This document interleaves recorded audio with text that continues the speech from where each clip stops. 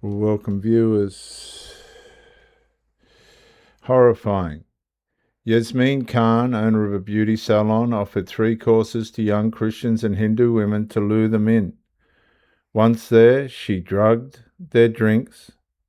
When they lost consciousness, she called her husband, Muhammad Khan, who raped them while she stood and watched at the entrance.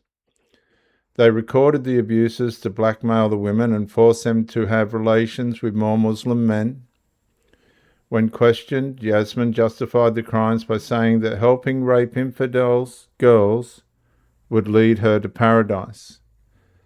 This is Islam.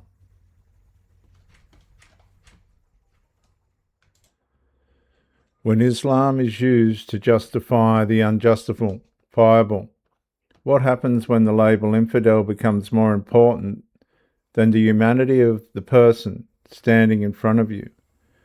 One of the most serious criticisms of certain Islamic interpretations is that they can create a moral hierarchy in which believers are granted greater value than non-believers, making exploitation easier to rationalise.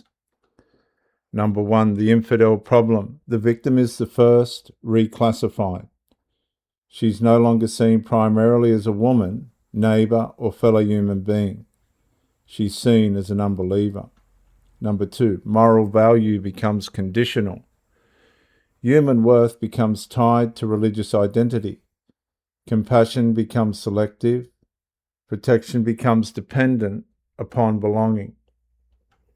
Number 3, paradise as justification. Muslim paradise, Islamic paradise.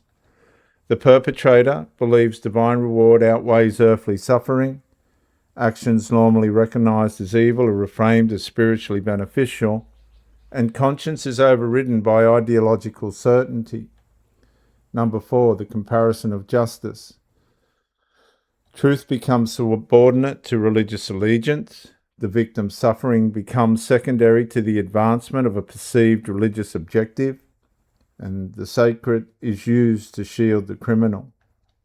Number 5, the civilization danger. When any religious ideology teaches that outsiders possess lesser moral status, abuse becomes easier to justify.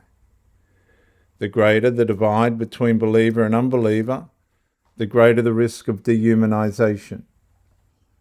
Jesus taught love for neighbour, love for enemy, mercy for the vulnerable, and protection of the innocent. Any ideology, any theology that permits the abuse of non-believers stands in direct conflict with the principles of the Lord Jesus Christ, the Messiah. And the danger begins when a human being is no longer seen as a person created by God, but merely as an infidel standing in the way of Islamic paradise. I'm Dr. JWAU. Thank you for joining me, and bye for now.